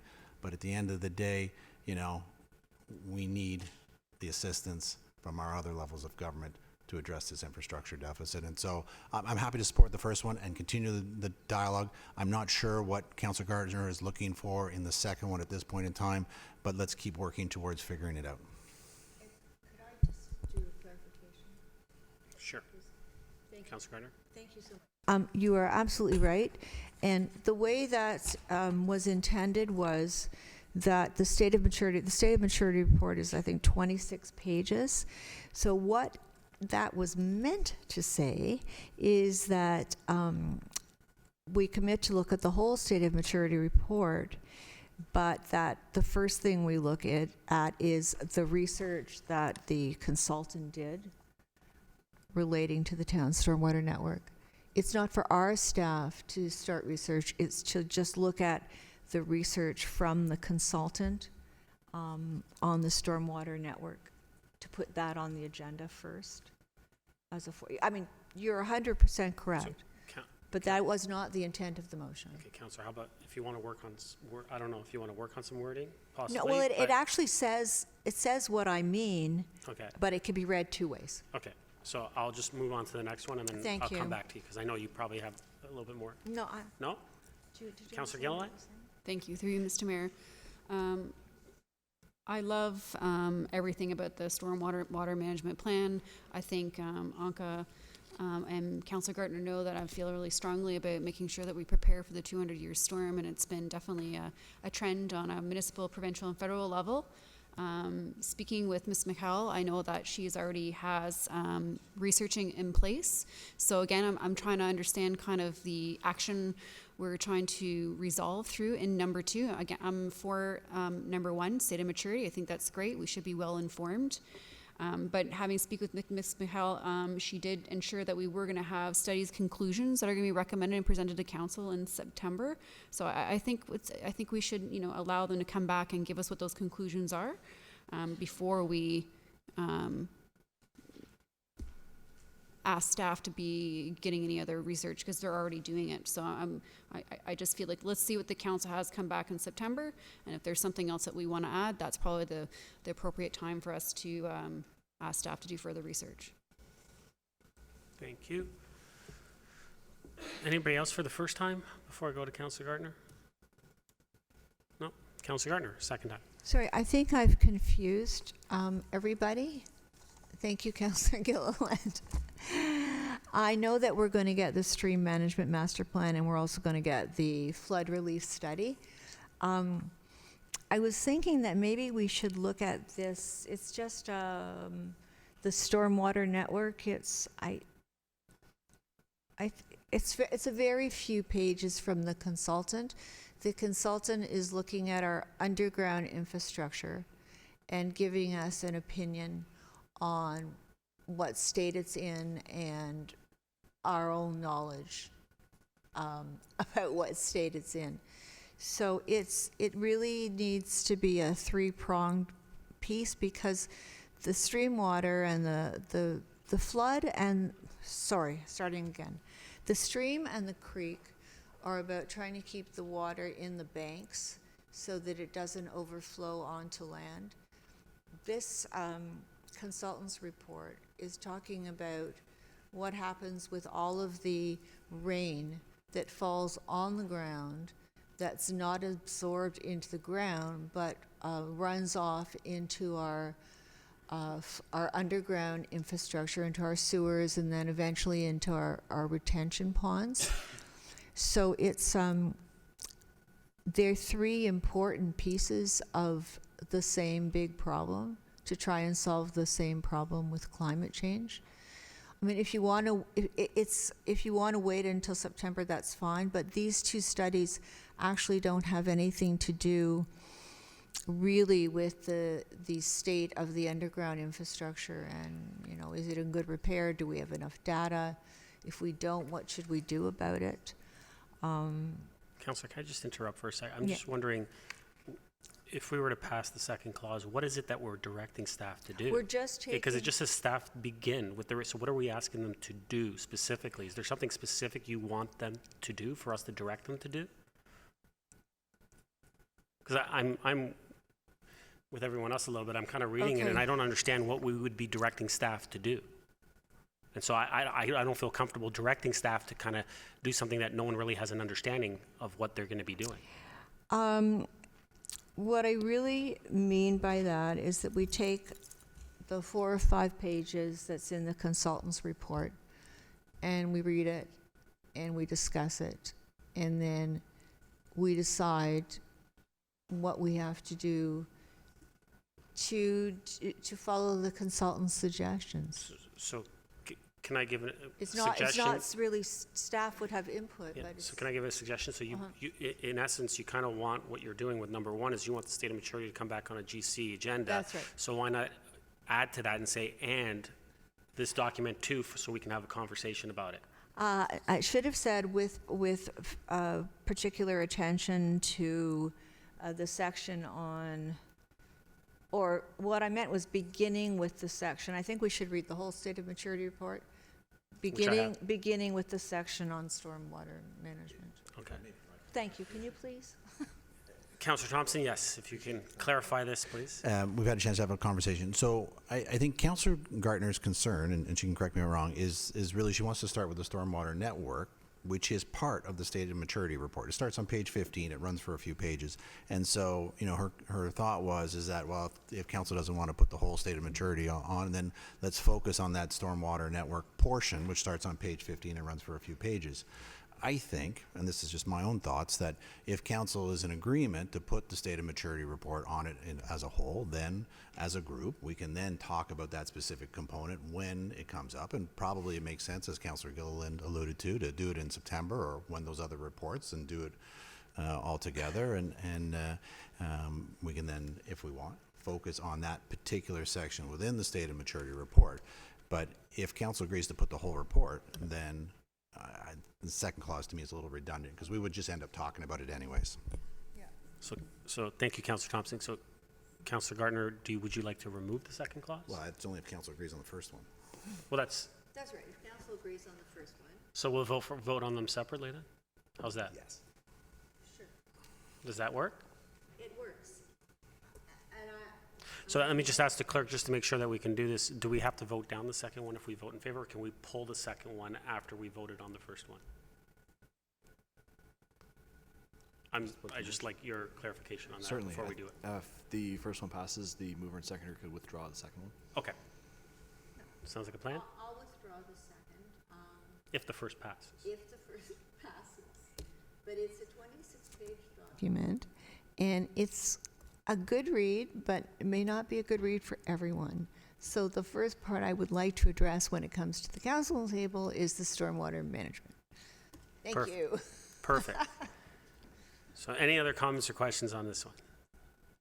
Seeing none. So I will call the vote on the first clause.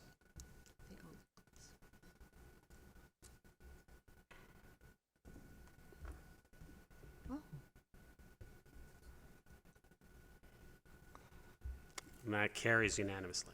Thank you. Councillor, so you would like to remove the second clause? Withdraw it? Fine. Thank you. Who seconded? Councillor Kim, are you okay with that? Fine? Okay, so the second clause is withdrawn. So we are done with that item. Thank you, Council. So we'll move to the regional report. Someone like to move this? Councillor Humphreys, Councillor Gilliland, any comments or questions? Seeing none, I'll call the vote.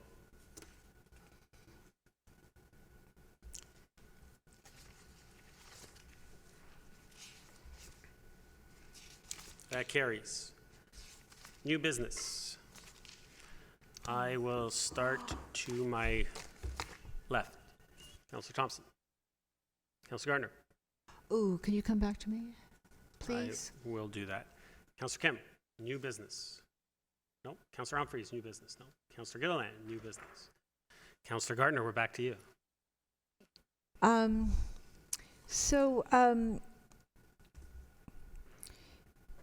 In the, we had an agenda item about traffic calming and around schools, and I saw some of those signs that they're neat. I like them. I'm wondering what happened to my motion. I have a motion that's pending about the red light cameras. That, I believe that province hasn't greenlit that yet, have they? Mr. Sale, Where's Mr. Downey? Ms. Van Leeuwen, Patricia, who wants to answer that? They haven't come out with the total, yeah. No. Mr. Serio? Through you, Mr. Mayor, the province either hasn't received royal assent yet, or it's not in full force and effect, and it's not passed yet. Yep. So Councillor Gardner, yeah, so I mean, we approved your motion, so I think as soon as the province kind of gets with it, Thank then you. we can move forward with that. Thank you. The second one is, would that come back to council for? I believe we'd probably get a report saying that the province has now Okay. authorized it, and we can, what do we want to do at that point? Thank you. We have a resident who has, her house is plaqued. It's not designated, it's listed. And she wants the plaque replaced. And so I'm just asking what the process, I think to Mr. Waters, what the process is for that, because it is our tradition in Aurora to plaque listed houses as well as designated. Mr. Waters? Through you, Mr. Mayor, she would have to contact myself or, probably myself at this point in time and make the request. And then we would go to the supplier that has produced these plaques in the past. Thank you. So is it good enough if I send you the email from the resident saying that she would like it replaced? Mr. Waters? Through you, Mr. Mayor, that should work. Thank you. Okay. Thank you. Councillor? Also, well, we have a policy for returning voicemail messages from residents. So what happens if a staff member does not do that?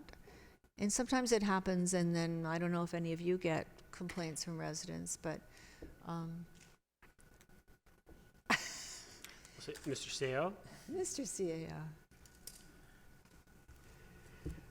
Through you, Mr. Mayor, we would just ask to be advised if there's any Citizens are having difficulty getting voicemails returned from staff. Sometimes there's extenuating circumstances like vacations and things, and they haven't updated their message to notify them. But in other situations, we sort of treat them as they come up and look into them, though. So would a counselor is just, who would we send that message, that complaint to? Through you, Mr. Mayor, ideally you'd send it to the responsible director in the area, but or myself, whichever. Okay.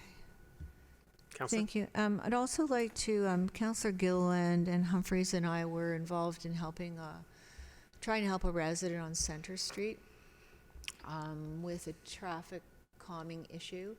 The cars are coming in from Yonge Street and going east and really speeding, and the whole area is part of that street is part of a traffic calming area. And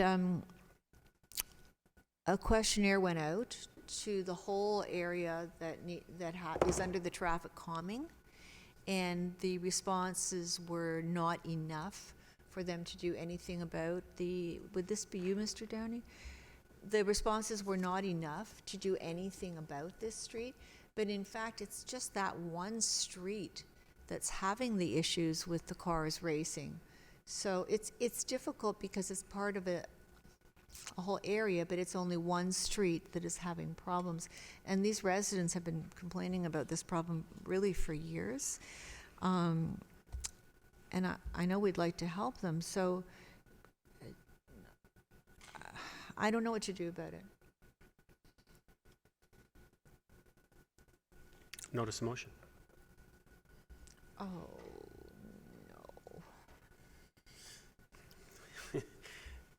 no. Okay, if I have to, I will. But how did it get it? Oh, it was us that got engineering to send out the questionnaire.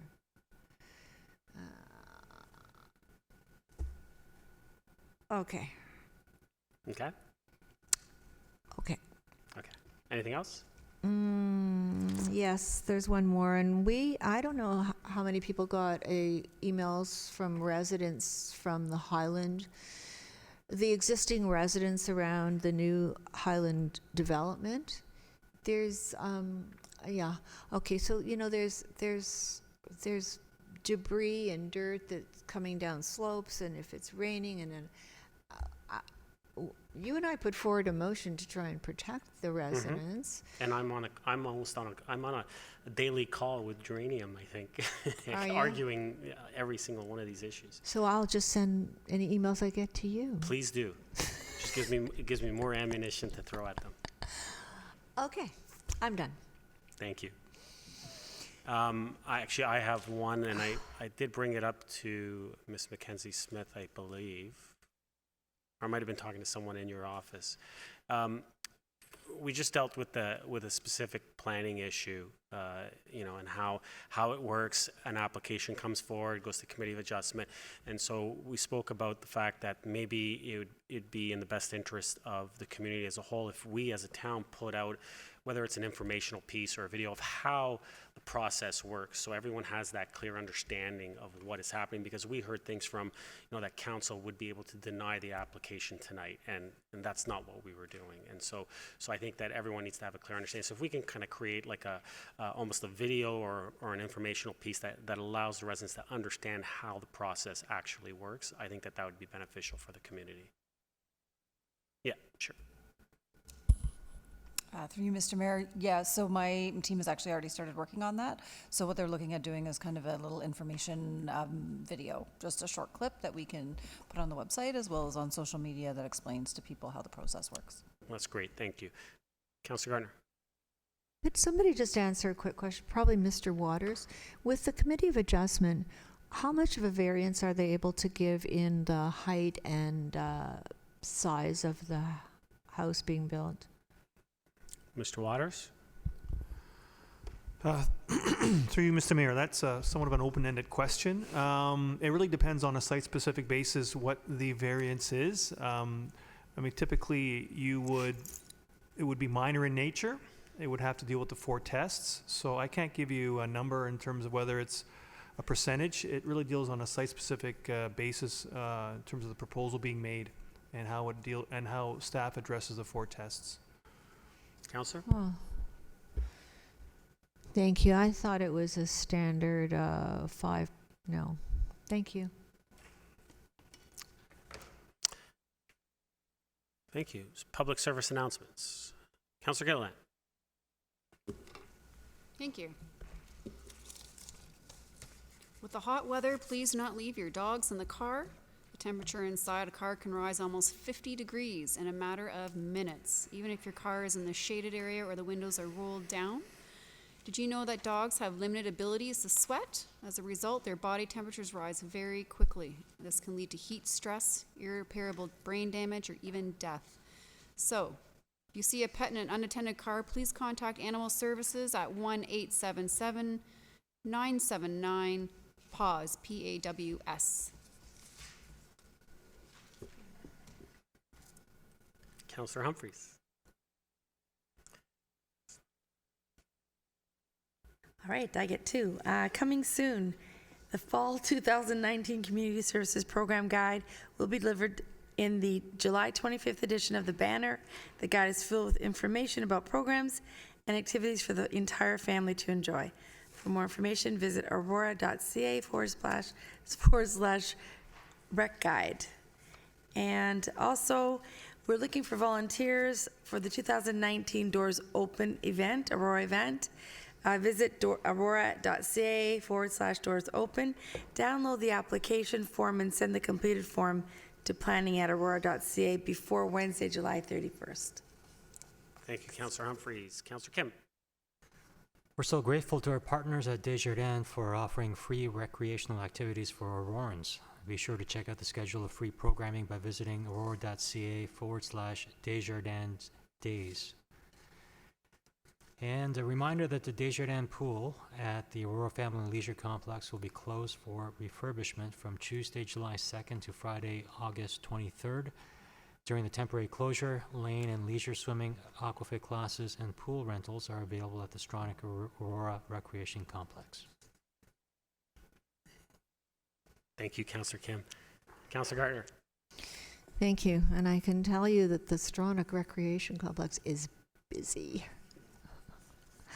I think this is important. The town of Aurora has implemented a mandatory backflow prevention program to protect our drinking water from contamination. To learn more about this program, attend our open house Thursday, July 25th, 6 to 8:30 p.m. at the town hall. And if I'm correct, I'm not sure who could answer this. It's mostly for apartment buildings and I think businesses, not for each residential home. No. Mr. Downey. I guess you could. I believe it's, the could- backflow well- water prevention program. Is it for individual homes as well? The backflow. The backflow? Thanks. Correct. The backflow prevention program. We're having an open house this Thursday. Yes. At 6 o'clock, and so we've already put notices out to our ICI partners. I got 3 calls last week, actually, and so the word is getting out, and we hope to be unfolding that program this fall. Thank you. And that would involve maybe small apartment buildings, but not residential. Multi-residential, but not residential. Multi. Thank you. Thank you, Counselor. Counselor Thompson. Thank you. A few here. Join us every Wednesday in the summer to enjoy amazing artists at Concerts in the Park. For a full lineup, please visit aurora.ca/summer concerts. And secondly, we want you to save the date for Aurora's Rib Fest. This year, 2 iconic bands are playing, Honeymoon Suite and Spoons. Mark your calendar to join us at Aurora Rib Fest from August 23rd to the 25th at Matchell Park. For full event details, visit aurora.ca/ribfest. And my third one, since it sort of coincides at the same time, is I would hope that everybody knows that the the Canadian Women's Open is coming to Aurora the week of August 19th to the 25th. It's my understanding that almost all of the top golfers in the world are coming, including Brooke Henderson.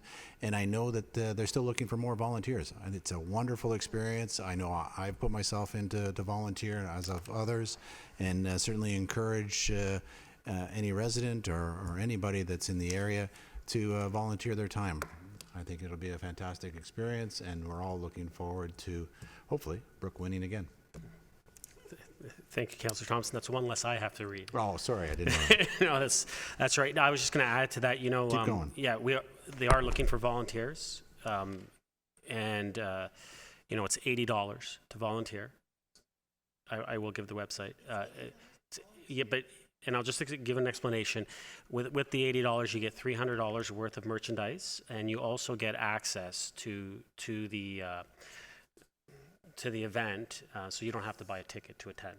And then you also get access to a special place that's for volunteers, so you get your clothing, your hat, and everything that you need to wear, and that all comes with it. For students, it's half price, it's $40, and they also get their volunteer hours as well. So. They can visit cpwomensopen.com/volunteer to register to volunteer.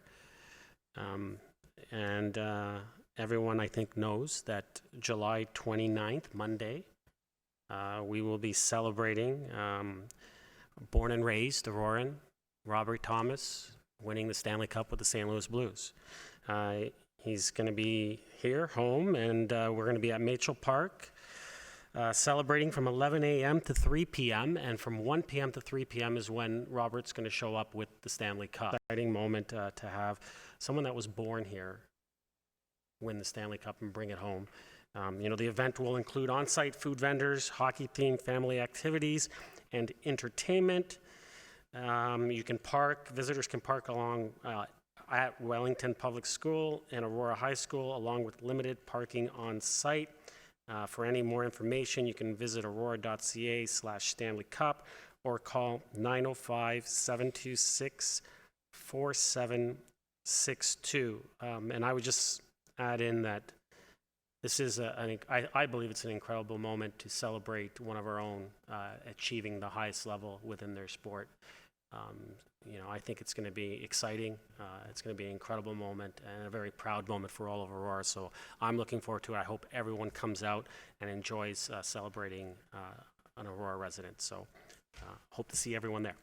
And with that being said, we will move to bylaws. Someone like to move the bylaws? Councillor Gilliland, Councillor Thompson. Comments or questions? Seeing none, call the vote.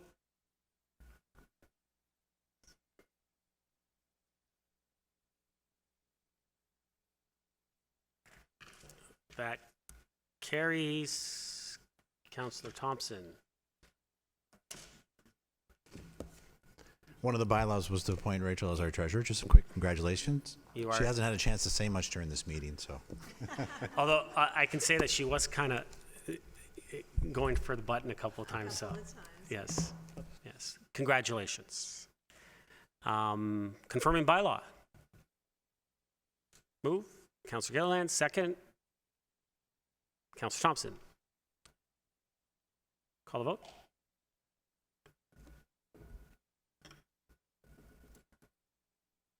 That carries. Motion to adjourn. Moved by Councillor Gilliland, seconded by Councillor Humphreys. All those in favor, just by hand. Opposed? That carries. We are adjourned. Thank you, Council.